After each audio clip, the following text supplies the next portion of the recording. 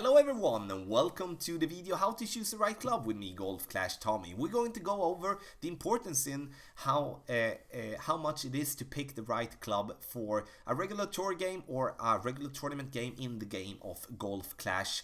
And when it comes to the specific clubs that we do have in the game, all of them has various stats and therefore brings different value to different holes that we're going to play, if so in tournament, if so in regular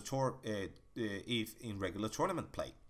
We of course do look for a way to maximize the way for you to win more games, because if you win more games, or at least put yourself up to having the opportunity to win more games, then you're going to enjoy the game a bit more and having more fun.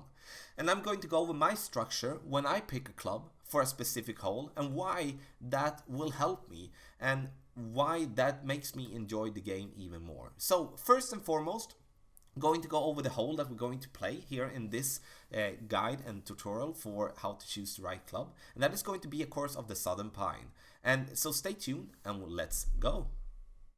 So, the hole that we're going to go over here is one of the Southern Pines. This is hole 4 and a par 4. As you can see some drawings on the screen here, and that kind of points out how I would suggest you to play the hole. It is 3 ways and it can play differently. And the thing that we're going to look at here is, first and foremost, we're going to determine the first type of stat, which is the power on our club. I'm going to show that on the driver just in a little bit. And the stat when it comes to power applies on this particular hole, because we kind of need to go past the bunkers here, and that is the first thing that we will have to have in mind with this particular hole. We need to go past the bunkers in any way, either on the left side or on the right side, and for that we do need to have a club with power.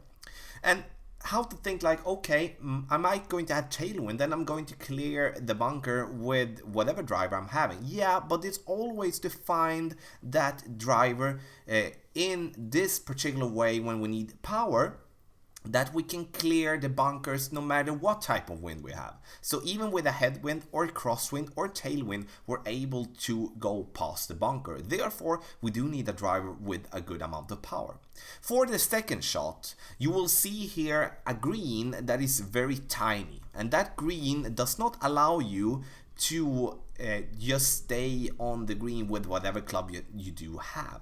If you're going to play on the right side, that applies a harder drive, but it gives you a more open shot for the pin. And if we're going to play that way, we can choose whatever wood club we actually want. If going to play on the left side, okay, now we change around again, because we need to go into this hole prepared for everything. We need to be prepared for going on the left side, we need to be prepared for going on the right side with our drive, and that is the same for our second shot. Therefore, we need to pack our bag with a good amount of curl and also backspin, because the curl could be applied if we find ourselves with a wood club and we'll have to play on the left side. If we can go directly onto the green, we do need a lot of backspin so we're not rolling over the green.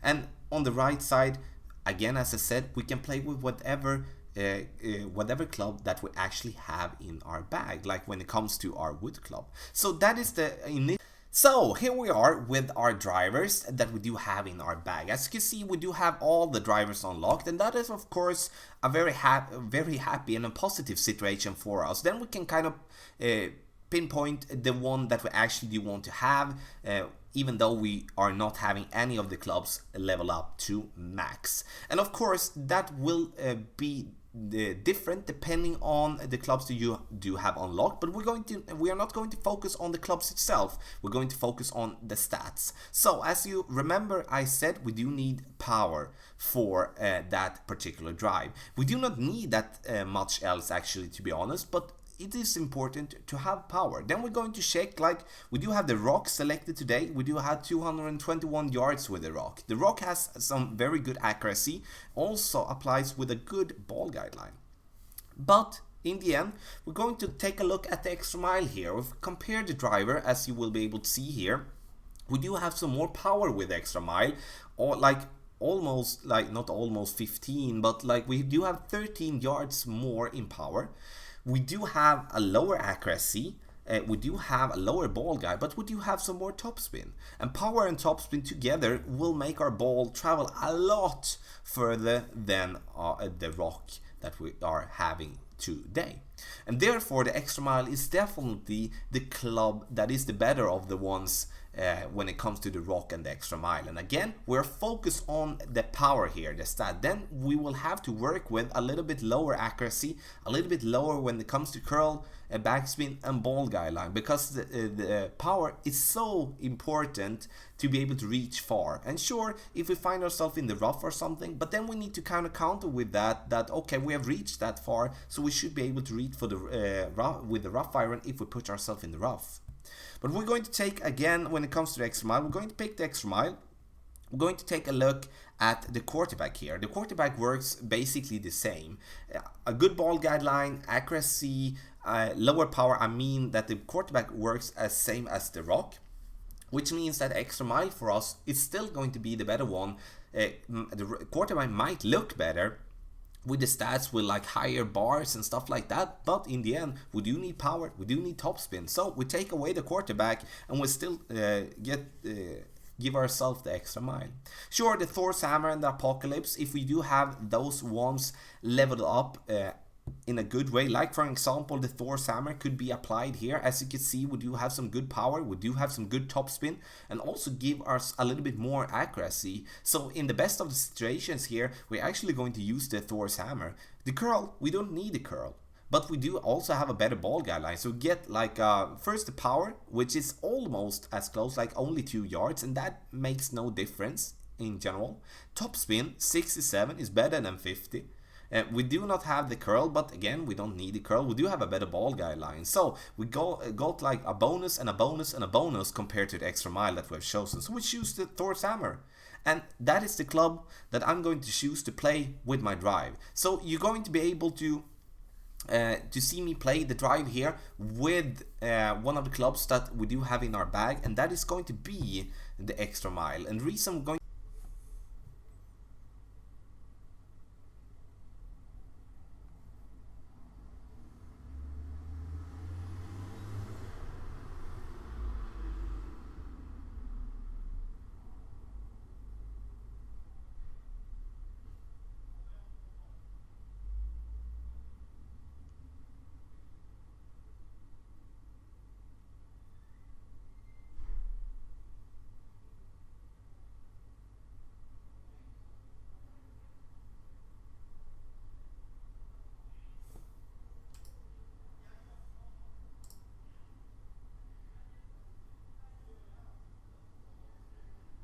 So there you can see the drive, and the drive was definitely a good one, and we did get some tailwind, but in the end we picked the drive to be prepared for every type of situation that we do get, because we don't know the wind when we go into a game in this game of Gold Clash. So we kind of like, we can get headwind, we can get tailwind, and we can get crosswind.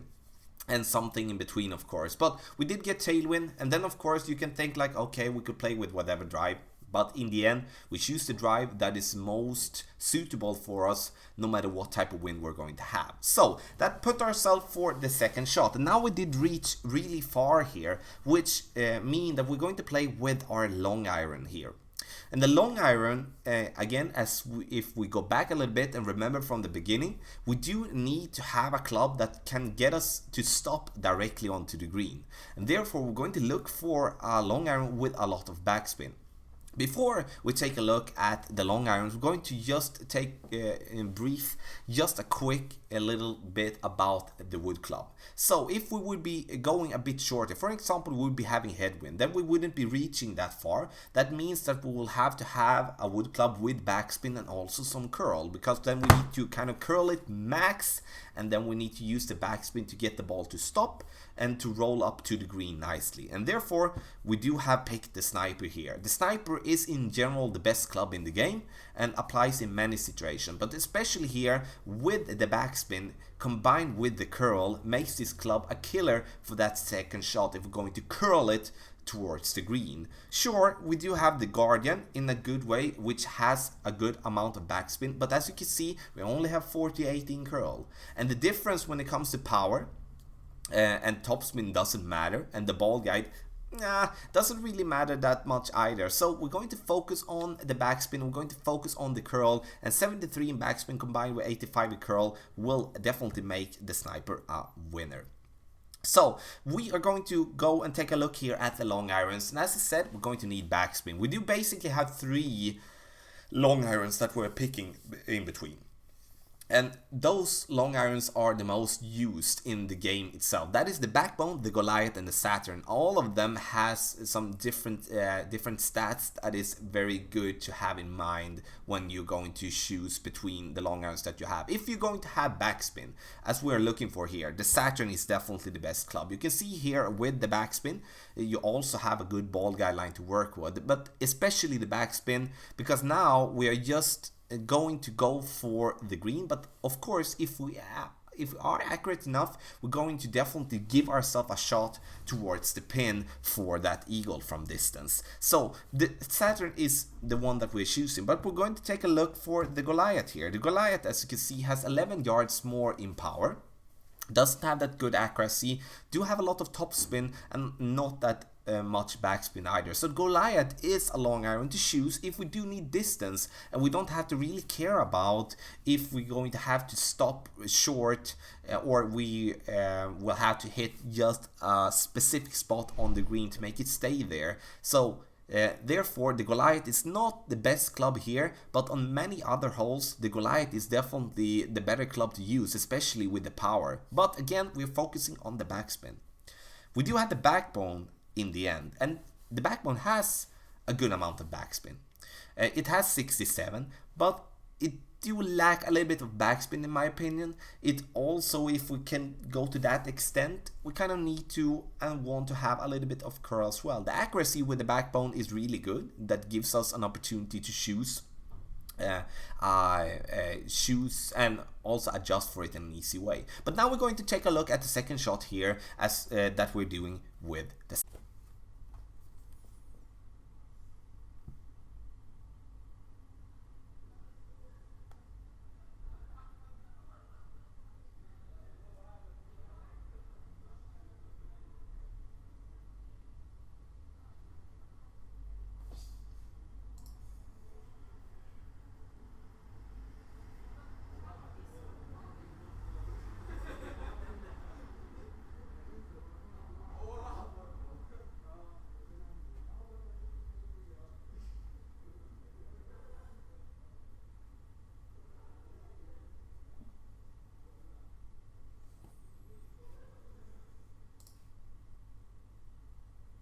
So there you can see the second shot went absolutely perfect, really, just very close to drop that one from distance. And as you can see, the backspin just did bite directly onto the green and had no problem for us to stay on the green. We didn't have to adjust down into a slope, we didn't have to adjust into the bunker to really be spot on, as we're not having that much backspin, but it really helped us with that backspin. So therefore the Saturn was the best club for us there.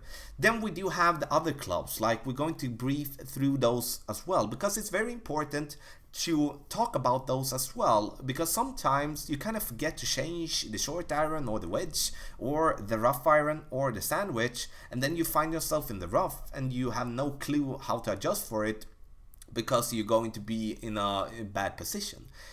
Again, when it comes to the long iron and the short iron, basically applies the same type of structure as I'm talking about the long iron. So backspin for our short iron, I'm going to go with the Thorn. The Thorn has a lot of backspin, and we kind of counter for if we're gonna reach a little bit further, we might using a special ball that gives us more power. That will put us in a situation where we will not have that far to the green, and then we're going to have to play with the short iron. And the short iron, then we need some backspin. Doesn't really matter the stats otherwise, because we need to get it to stop on the green. So the Thorn is going to be the one that we're choosing. The one that you mostly choose between is the Hornet and the Saturn. And the reason for that is that you do have an amazing accuracy with the Hornet. The lack of backspin with the Hornet, especially in a lower level, does make the Thorn a better club when you do want to have a lot of backspin. And then you can just with a lower accuracy instead. The Wedge there is not that much to talk about the wedge, because you're most likely going to find your favorite wedge really early. But the importance to have in mind when you pick a wedge is that you're going to use it most likely when you're close to the green, and therefore you do want to have a good ball guideline. The Endbringer does have a good ball guideline already from the beginning. But in the end, we're going to look for actually the Firefly as one of the earlier clubs that we do upgrade. The Firefly has a good ball guideline. The stats, other than that, is not that good, but in the end, you're most likely going to use your wedge close to the pin, and therefore we don't need that more than the ball guideline that we do have. So, and otherwise we do have the Rapier, and I would have to say the Skewer will work well as well, but the ball guideline is so important in my opinion. If you're going to pick another stat that is good for you or that you should be valuing, that is accuracy when it comes to a wedge. Rough Iron, the second club from the end that we're going to pick, and again I think it's important for the Rough Iron to go with a good ball guideline. Most of the times you're going to find yourself in a rough close to the pin because you might miss it, you roll over the green, or you go too short in the rough and stuff like that, and therefore we're going to look for a good ball guideline. We do have the Racer, as you can see here, with a good ball guideline. We also have the Nirvana. But with a Rough Iron, it's also good to have a Rough Iron with a lot of power. And that power is going to be applied if you find yourself in a fairway rough, if I can call it like that, a fairway rough, and therefore we're going to find ourselves in a way where it can reach far, give us the power that we do have, and then the topspin.